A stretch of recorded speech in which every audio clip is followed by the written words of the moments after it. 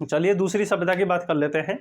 दूसरी सभ्यता का नाम है आहड़ सभ्यता। आहड़ सभ्यता। अब लाडलो, आहड़ नामक जो स्थान है वर्तमान में भी उदयपुर जिले में पड़ता है। कहाँ पड़ता है? उदयपुर जिले में।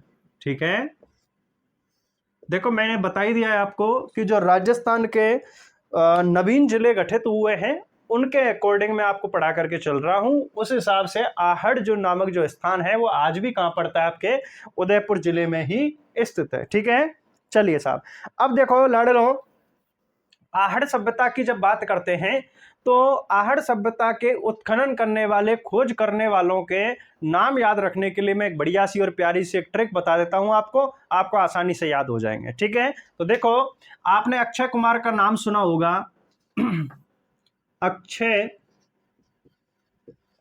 अक्षय कुमार का नाम सुना होगा, और अक्षय कुमार के रवीना टंडन के साथ में अफेयर भी चला था, ऐसी बातें उड़ी थी। और वैसे भी अगर इनके काम करने का जो पिक्चर बनाने का तरीका था, दोनों का बड़ी मतलब शानदार जोड़ी, और इनका जो कॉमिक्स है बड़ी शानदार थी। ठीक है, अक्षय रवीना हसमुख शक्ल के हैं। कैसी शक्ल के हैं? हसमुख। ठीक है, हसमुख शक्ल के हैं। इतनी सी लाइन याद रख लेनी है। ठीक है, अक्षय रवीना हसमुख शक्ल के हैं। अक्षय रवीना हसमुख शक्ल के हैं, इतनी सी बात याद रखनी है। नाम खोल के देखते हैं। देखो अक्षय से एक नाम निकलेगा, अक्षय कीर्ति व्यास। क्या नाम निकला है? अक्षय कीर्ति व्यास। ठीक है, रवीना से एक नाम निकालेंगे, रतन चंद्र। क्या निकालेंगे? रतन चंद्र अग्रवाल, जिन्हें हम शॉर्ट में कह देते हैं आरसी अग्रवाल। क्या कह देते हैं? आरसी अग्रवाल। ठीक है, हसमुख शक्ल, इससे सीधा एक नाम निकलेगा, बहुत बड़ा नाम है, हसमुख धीरजलाल सांकलिया। क्या नाम निकला है? हसमुख धीरजलाल सांकलिया, जिन्हें हम शॉर्ट में कह देते हैं HD सांकलिया। क्या कह देते हैं? HD सांकलिया भी हम इनको शॉर्ट में कह देते हैं। इतना याद रह जाएगा। रतन चंद्र अग्रवाल को हम क्या कह देते हैं शॉर्ट में? RC अग्रवाल। क्या कह देते हैं? RC अग्रवाल इन्हें शॉर्ट में कह देते हैं। और हसमुख धीरजलाल सांकलिया को शॉर्ट में क्या कह देते हैं हम? HD सांकलिया कह देते हैं। ठीक है, चलिए अब देखो अक्षय कीर्ति व्यास जो है, इन्होंने 1953 में, ठीक है, यानी कि इन्होंने सर्वप्रथम खुदाई की थी। क्या की थी? सर्वप्रथम उत्खनन किया था। ठीक है, RC अग्रवाल ने दूसरी बार उत्खनन किया था, और हसमुख धीरजलाल सांकलिया ने तीसरी व सर्वाधिक।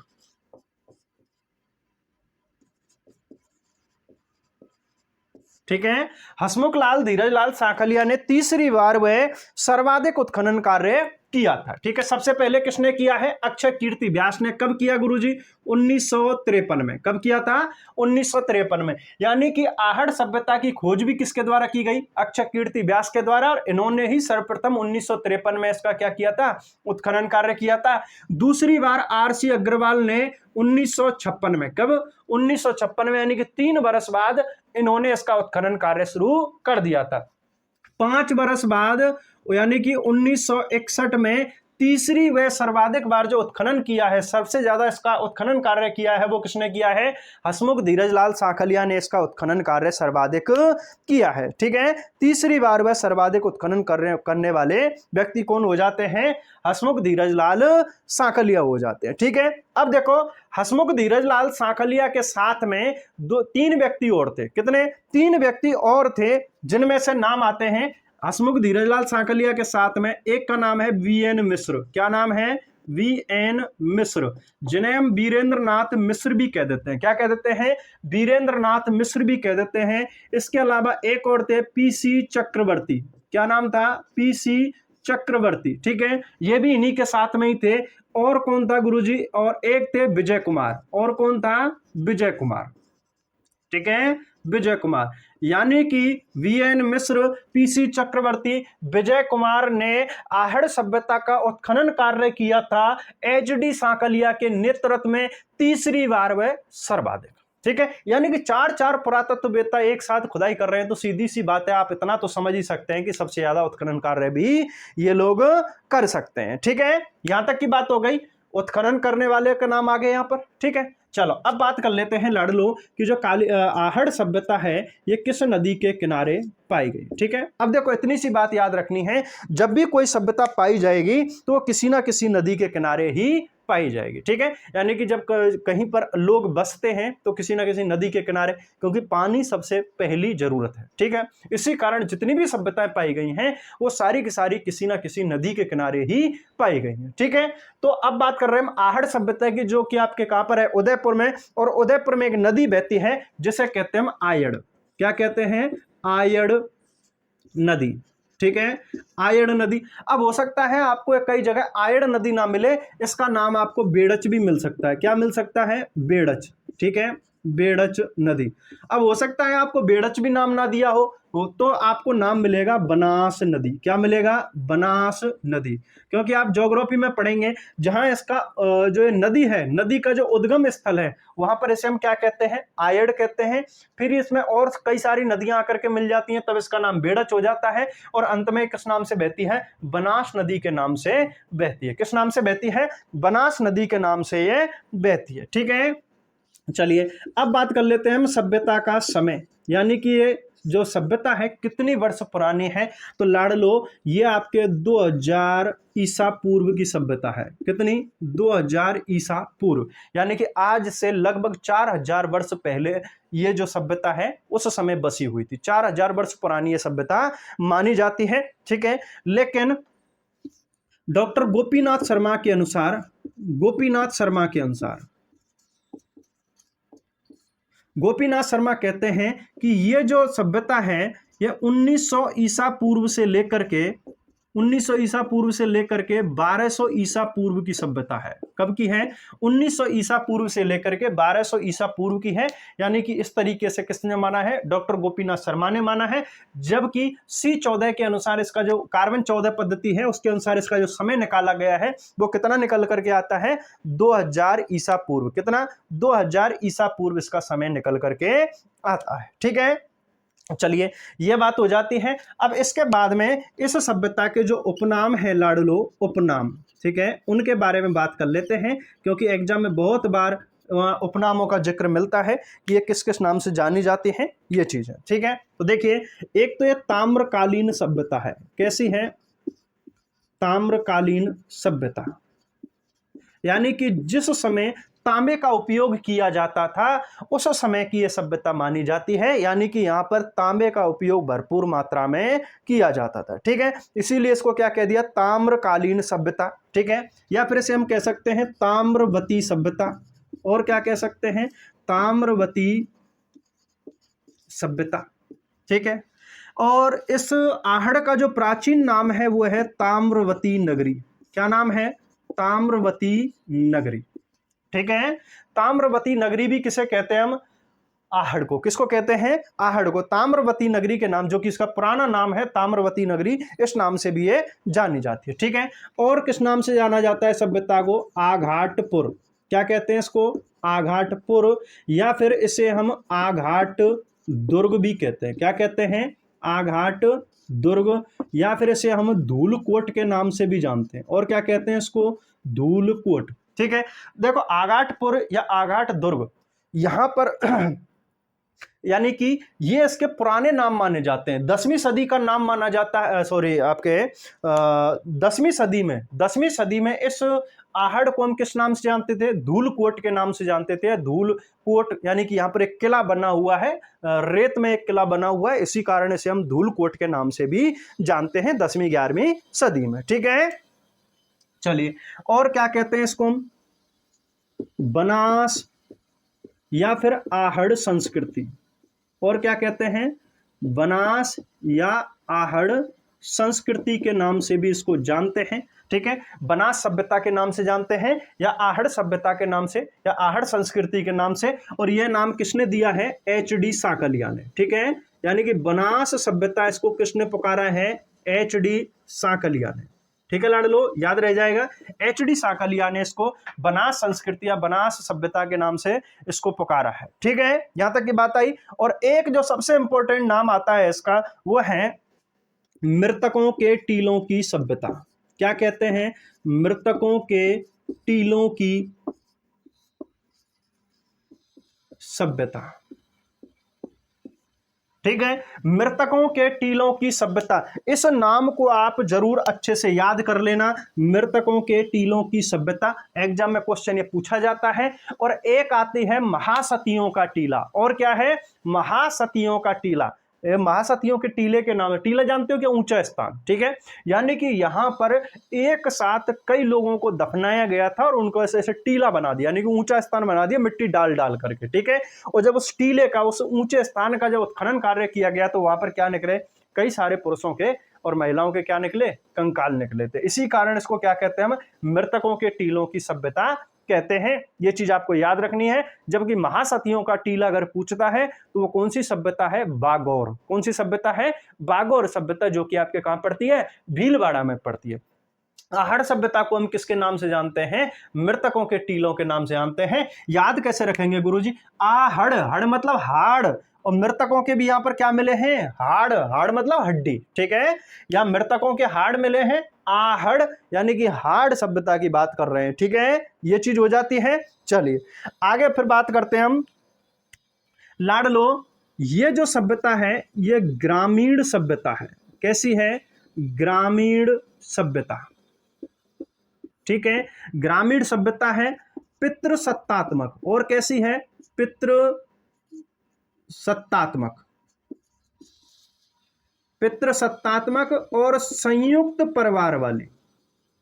यहां परिवार कैसे मिले हैं? संयुक्त परिवार यहां पर मिले हैं। कैसे परिवार मिले हैं? संयुक्त परिवार। यानी कि एक तो ग्रामीण सभ्यता है, शहरी है, नगरी है, ग्रामीण है। तो आहड़ सभ्यता कैसी सभ्यता है? ग्रामीण सभ्यता है। पितृसत्तात्मक यानी कि यहाँ के परिवारों के जो मुखिया होते थे वो कौन है?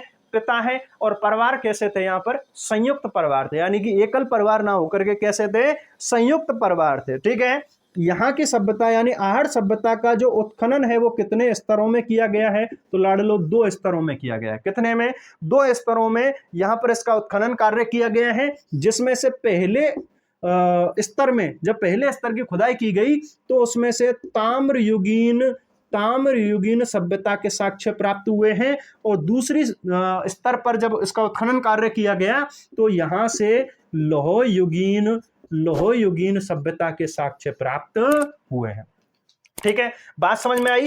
यानी कि कितने स्तरों पर उत्खनन कार्य किया गया आहड़ सभ्यता का? 2। पहले पर कौन से मिले हैं? ताम्रयुगीन यानी कि तांबे के धातु के औजार मिले हैं। और दूसरे स्तर पर लोहयुगीन यानी कि लोहे के औजार मिले हैं। यानी कि लोहा जो धातु है वो यहाँ पर मुख्य रूप से काम में ली जाती थी, ठीक है। तो ये कौन सी सभ्यता है? आपके आहड़ सभ्यता। ये इसका एक ब्रीफ हो गया। अब यहां से आगे हम बात करेंगे कि यहां से कौन कौन से साक्ष्य प्राप्त हुए हैं, आहड़ सभ्यता की विशेषता क्या है। तो लाडलो एक बार इसका स्क्रीनशॉट लीजिए, फिर आगे बढ़ते हैं।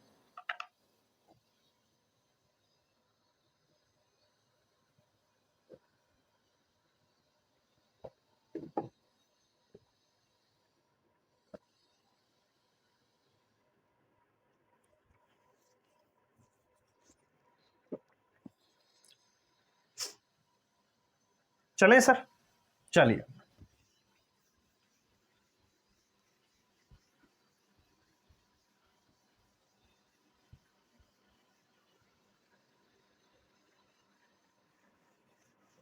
ये जो ट्रिक है इनको 2-2 3-3 बार आप रिपीट करना, आसानी से याद हो जाती हैं, ठीक है। अक्षय रवीना हसमुख शक्ल के हैं, अक्षय रवीना हसमुख शक्ल के हैं, आराम से याद हो जाएगा, ठीक है। ज्यादा लफड़े में पड़ना ही नहीं है। अगर ये ट्रिक की खास बात क्या है, एक बार अगर याद हो गई तो फिर भूलोगे नहीं, है ना। और कंफ्यूजन नहीं रहता है इसमें, कंफ्यूजन नहीं रहता है, ठीक है भाई।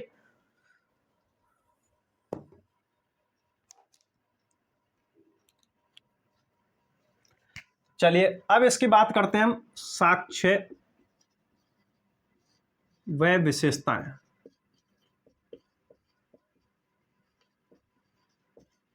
आहड़ सभ्यता के साक्ष्य व विशेषताएं, इनके बारे में बात कर लेते हैं हम। तो देखिए सबसे पहले अगर हम बात करेंगे तो यहां से एक मिट्टी का बैल या मिट्टी के बैल की मूर्ति, ठीक है, मिट्टी के बैल की मूर्ति, जिसे हम कह सकते हैं टेराकोटा। क्या कह सकते हैं? टेराकोटा की बैल की मूर्ति।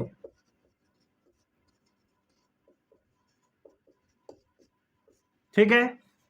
अब टेराकोटा क्या होता है? अरे लड़ लो, टेराकोटा होता है मिट्टी को पका करके उससे कोई कलात्मक वस्तु बनाना, कोई कलात्मक बर्तन बना देना, मूर्ति बना देना, वो आपकी क्या कौन सी कला है? टेराकोटा कला। ठीक है। और हमारे राजस्थान में टेराकोटा कला कहां की प्रसिद्ध है?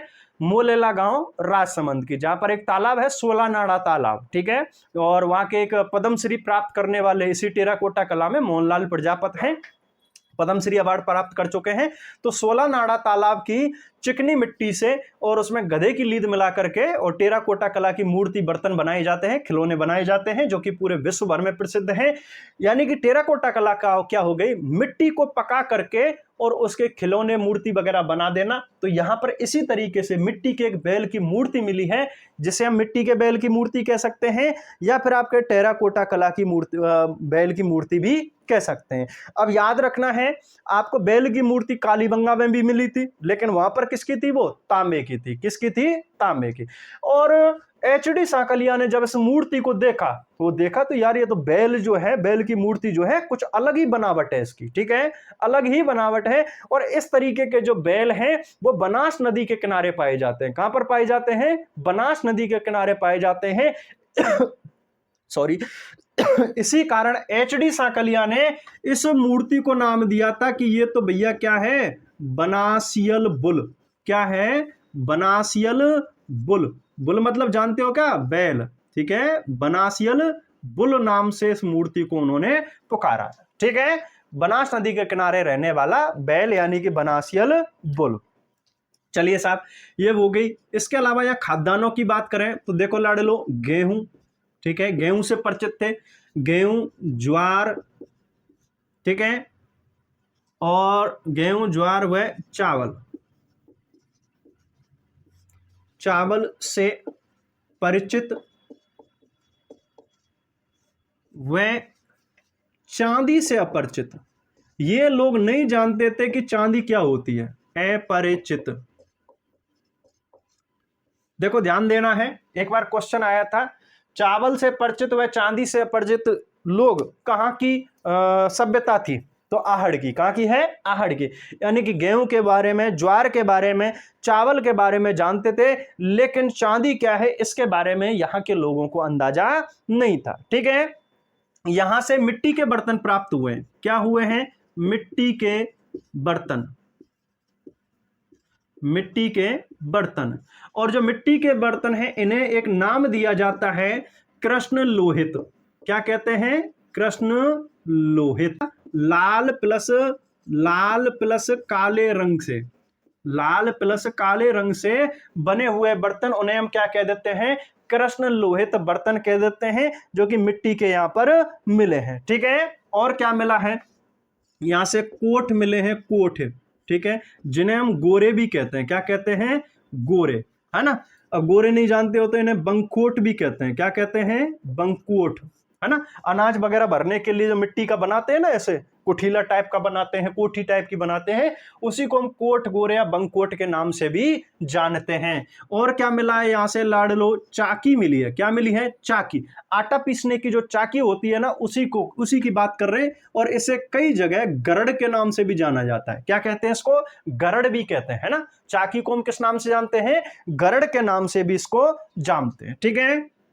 और क्या मिला है? बिना हत्ते का जलपात्र। ठीक है, बिना हत्थे का जल पात्र, यानी कि जग होता है जग, ठीक है, उसमें से हत्था लगा हुआ होता है पकड़ने के लिए, ठीक है। लेकिन यहां जो इस तरीके का जो जग मिला है, पानी पीने का जो जग मिला है, उसमें हत्था नहीं है। क्या नहीं है? हत्था नहीं है, बिना हत्थे वाला है। और इस तरीके के जो जल पात्र हैं वो कहां पर मिले हैं? एक तो ईरान, कहां पर मिले हैं? ईरान व बलूचिस्तान। और कहां पर हैं? ईरान व बलूचिस्तान के समान। ईरान व बलूचिस्तान में भी इसी तरीके के जलपात्र पाए गए हैं। यानी कि इससे अंदाजा लगाया गया कि ईरान व बलूचिस्तान में भी ऐसे ही है और यहां पर भी ऐसे ही है। यानी कि आहड़ के लोगों के ईरान व बलूचिस्तान से क्या थे? व्यापारिक संबंध थे। वहां तक इन लोगों का आना जाना था। यहां के लोग वहां जाते थे या वहां के लोग यहां पर आते थे। ठीक है, इस तरीके के अंदाजा यहां पर लगाया जाता है। ठीक है, और क्या मिलता है? पेन मिला है, पेन। ठीक है, पेन कलम जिसे कहते हैं। सिलबट्टा मिला है। क्या मिला है? सिलबट्टा। अरे लोड़ी बिना चटनी पिसेना है, वो होता है ना ऐसा पत्थर का होता है जिस पर चटनी वगैरह बादाम वगैरह पिसते हैं, वो यहां पर क्या मिला है? सिलबट्टा मिला है। ठीक है, सिलबटना या सिलबट्टा भी से हम कहते हैं। और क्या मिला है? पूजा की थाली मिली है। क्या मिली है? पूजा की थाली, पूजा पाठ करने की थाली यहां से प्राप्त हुई है। इसके अलावा यहां से ठप्पा, ठीक है, या फिर कहें दाबू प्रिंट, दाबू प्रिंट के साक्ष्य यहां से प्राप्त हुए हैं। और इसमें मुख्य रूप से हमें 3 मोहरें मिली हैं। क्या मिली हैं? 3 मोहरें। अब ठप्पा दाबू जानते हो क्या? जब हम चित्रकला पढ़ेंगे, ठीक है, राजस्थान की हस्तकला पढ़ेंगे, हस्तकला, वहां पर आपका दाबू कला या जैसे हम ठप्पा प्रिंट भी कहते हैं, उसको हम पढ़ेंगे। ठीक है, यानी कि एक लकड़े का एक छापा होता है ना, लकड़ी का एक छापा होता है। जैसे वो आती है ना, अपने किसी डॉक्यूमेंट पर मोहर लगाते हैं, सील लगाते हैं, है ना, वो ऐसे इंक में डुबोया और फिर कागज पर ठोक दिया। इसी तरीके से कपड़े पर चित्र बनाने के लिए ठप्पा या दाबू प्रिंट का उपयोग किया जाता है, जिसे हम मोहर के रूप में भी जानते हैं। तो यहां से आपकी क्या है? 3 मोहरें प्राप्त हुई हैं। ठीक है, और क्या प्राप्त हुआ यहां से? एक महिला की खंडित मूर्ति, महिला की खंडित मूर्ति, महिला की एक मूर्ति मिली है। खंडित, खंडित मतलब वो टूटी फूटी हुई है वो मूर्ति। ठीक है, तो महिला की खंडित मूर्ति मिली है। और ये जो महिला है, महिला ने क्या पहन रखा है? लहंगा। क्या पहना हुआ है? लहंगा पहने हुए। ठीक है, ये लहंगा बड़ा है महंगा है, तो लहंगा पहने हुए महिला की एक खंडित मूर्ति भी यहां से प्राप्त हुई है। ठीक है, इस तरीके की यहां से क्या है? चीजें प्राप्त हुई हैं। इसके अलावा यहां से एक पानी निकासी का, जिसे हम कहते हैं चक्रकूप पद्धति। क्या कहते हैं? चक्रकूप पद्धति। ध्यान देना एक एक चीज पर, बहुत इंपॉर्टेंट है। चक्रकूप पद्धति है ना, इस चक्रकूप पद्धति की यहां पर पानी को स्टोर करने के लिए व्यवस्था मिलती है ना। यानी घर, जैसे कालीबंगा सभ्यता में हमने क्या किया था, यानी कि घर से पानी को निकालने के लिए लकड़ी की सुव्यवस्थित नालियां बनी हुई थी। लेकिन यहां पर कुछ अलग तरीके का सिस्टम है। यहां क्या है? नालियां तो बनी हुई हैं, लेकिन घर के बाहर एक गड्ढा खोदा जाता है। जैसे ये एक गड्ढा खोद दिया इस तरीके से, ठीक है, ये गड्ढा खोद दिया। अब यहां पर ये मिट्टी के मटके रखे जाएंगे। क्या रखे जाएंगे? मिट्टी के मटके रखे जाएंगे। ठीक है, मिट्टी के इस तरीके से मटके रखे जाएंगे, हैं, बड़े बड़े मटके यहां पर रख दिए, एक के ऊपर एक, एक के ऊपर एक, एक के ऊपर एक। और इनका मुंह है ना, वो ऊपर की तरफ होगा। मुंह कहां होगा? ऊपर की तरफ। ठीक है, ऐसे ऐसे मुंह है इनके, है ना, इस तरीके से इनके क्या है? मुंह बने हुए हैं ऊपर। अब यहां से मान के चलिए ये पानी आया चलते चलते चलते चलते, अब ये धीरे धीरे इनमें रिसेगा। ठीक है, तो कुछ तो ऊपर से जाएगा, कुछ ये नीचे ऐसा साइडों से बह करके और यहाँ पर इकट्ठा होता चलेगा। फिर धीरे धीरे इन मटकों में भरना शुरू हो जाएगा। नीचे वाले भरेंगे, फिर ऊपर वाले भरेंगे, फिर ऊपर वाले भरेंगे। इस तरीके से यहाँ पर पानी का भंडार करने की एक पद्धति थी। ठीक है, कि पानी को वेस्ट नहीं करना है, पानी का संरक्षण करना है, पानी का स्टॉक करना है। तो इसी को कहा जाता है चक्रकूप पद्धति। क्या कहते हैं इसको? चक्रकूप पद्धति या शोषण पात्र पद्धति भी से हम कहते हैं। ठीक है, 15-20 फीट गहरा गड्ढा किया, उसमें ऐसे मटके लगा दिए और मटके लगा करके पानी को स्टोर किया जाता था। यह यहाँ की क्या है? व्यवस्था थी। ठीक है, चलिए इसके अलावा मकान की बात करें। मकान कि गुरुजी यहाँ पर मकान कैसे थे। तो देखो भैया यहाँ पर एक किला भी मिला है जो कि पत्थरों का बना हुआ है, जिसे हम आघाट दुर्ग या धूलकोट के नाम से जानते हैं। इसके अलावा यहाँ से ईंट, ठीक है, ईंट पत्थर के मकान मिले हैं। किसके मिले हैं? ईंट व पत्थर से बने हुए मकान यहाँ पर प्राप्त होते हैं। ईंट के बने हुए हैं, पत्थर के बने हुए हैं, और मिट्टी भी इनमें मुख्य रूप से काम में ली गई है। ठीक है, ये यहाँ पर क्या है, एक आपके इनको बनाने का क्या है, एक तरीका है। ठीक है, मकानों को बनाने का तरीका, ये चीज समझ में आई। चलिए, मकान हो गए। मकान के बाद में फिर कुछ और चीजों की बात करते हैं। एक क्वेश्चन आया था, क्वेश्चन शायद आरएस में दिया गया था। ठीक है, हाँ, यहां से 26 तरह की मणियां प्राप्त हुई हैं। क्या हुई हैं? 26 तरह की मणियां। मणि जानते हो? मणि जो होती है, ठीक है, यानी कि कीमती पत्थर जो होता है। तो 26 तरह की यहां से मणियां प्राप्त हुई हैं, और इन्हीं को कहा जाता है यानी कि लाजवर्द। क्या कहते हैं? लाजवर्द स्टोन भी कहते हैं इनको। क्या कहते हैं? लाजवर्द पत्थर, या फिर इनको लाजवर्द स्टोन के नाम से भी जानते हैं, या फिर इसको हम दूसरे नाम से भी कह सकते हैं, लेपिस लाजुली। और क्या कहते हैं इसको? Lapis lazuli. ठीक है, या फिर कह सकते हैं नीले रंग की मणियां। क्या कह सकते हैं? नीले रंग की मणि। नीले रंग की मणि 26 मणियां यहां से प्राप्त हुई हैं, जिन्हें हम लाजवर्द भी कहते हैं या लेपिस लाजुली कहते हैं, जो कि नीले रंग की क्या है? नीले रंग का एक कीमती पत्थर है। नीले रंग की क्या है? ये मणि हो जाती है। ठीक है, ये चीज हो जाती है। इसके अलावा और क्या चीज प्राप्त होती है? यहां से लाड़ लो 6 चूल्हे प्राप्त हुए हैं। क्या हुए हैं? 6 चूल्हे। और जो चूल्हे हैं दो मुंह वाले हैं। कैसे हैं? 2 मुंह वाले, यानी कि इस तरीके के बने हुए हैं। ये यूं चूल्हा बना हुआ है ना, और एक यूं बना हुआ है। अब यहां पर तैयार रख दिया, यहां पर रख दिया भाई। एक मम्मी इधर बैठी है तो ताई इधर बैठी है, ठीक है, चाची इधर बैठी है तो मम्मी इधर बैठी है, और दोनों बैठ करके एक साथ में क्या बना रहे हैं? खाना बना रहे हैं। ठीक है, यानी कि 6 चूल्हे 2 मुंह वाले प्राप्त हुए हैं, जिनसे अंदाजा लगता है कि यहाँ के लोग इकट्ठा रहा करते थे, यानी कि संयुक्त रहा करते थे। इसी कारण सभ्यता को क्या कहा जाता है? संयुक्त परिवार वाली सभ्यता। क्या कहते हैं? संयुक्त परिवार वाली सभ्यता कहते हैं। ठीक है, इसके अलावा लाडलो यहां से 6 तांबे के सिक्के प्राप्त हुए। क्या हुए हैं? 6 तांबे के सिक्के। ठीक है, 6 तांबे के सिक्के प्राप्त हुए हैं, जिनमें से एक सिक्के पर यूनानी देवता, ठीक है, यूनानी देवता अपोलो का चित्र बना हुआ है। यूनानी देवता अपोलो का चित्र प्लस तीर व तर्कस। और क्या बना हुआ है? तीर तर्कस बना हुआ है।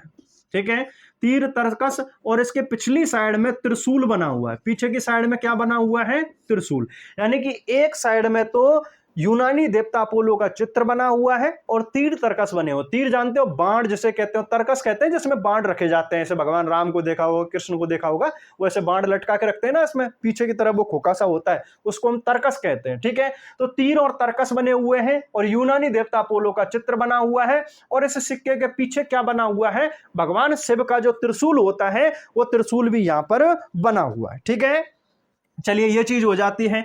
इसके अलावा दूसरी खास बात क्या है? यहां से तांबा गलाने की भट्टियां प्राप्त हुई हैं। क्या हुई हैं? तांबा गलाने की भट्टियां। ठीक है, तांबा गलाने की भट्टियां यहां से प्राप्त हुई हैं। अब लाडलो देखो, तांबे का जो ताम्र युगीन सभ्यताओं की जननी जो कही जाती है, वो है आपके गणेश्वर सभ्यता। कौन सी है? गणेश्वर सभ्यता। गणेश्वर यानी कि कहां पर है? वर्तमान जिले की अगर बात करें तो नीम का थाना। कौन से जिले में है? नीम का थाना जिले में है आपके गणेश्वर सभ्यता, है ना। वहां गणेश्वर सभ्यता को कहा जाता है ताम्र युगीन सभ्यताओं की जननी, यानी कि तांबे की जो सबसे पहली सभ्यता पाई गई है, जिसने तांबे को जन्म दिया, वो कौन सी है? आपके गणेश्वर सभ्यता। लेकिन वहां पर तांबा गलाने की भट्टियां नहीं मिली। फिर भी क्या नहीं मिला? तांबा गलाने की भट्टियां वहां से प्राप्त नहीं हुई थी। और तांबा गलाने की जो भट्टियां हैं वो कहां से प्राप्त हुई हैं?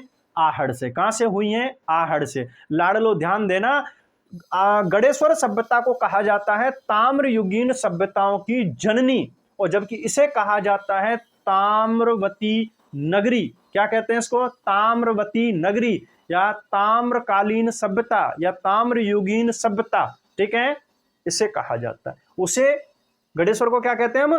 ताम्रयुगीन सभ्यताओं की जननी, यानी कि पैदा करने वाले। लेकिन वहां पर तांबा गलाने की भट्टियां प्राप्त नहीं हुई हैं। कहां पर हुई हैं वो? आपके आहड़ सभ्यता में। कहां पर हुई हैं? आहड़ सभ्यता में तांबा गलाने की भट्टियां प्राप्त हुई हैं, ठीक है।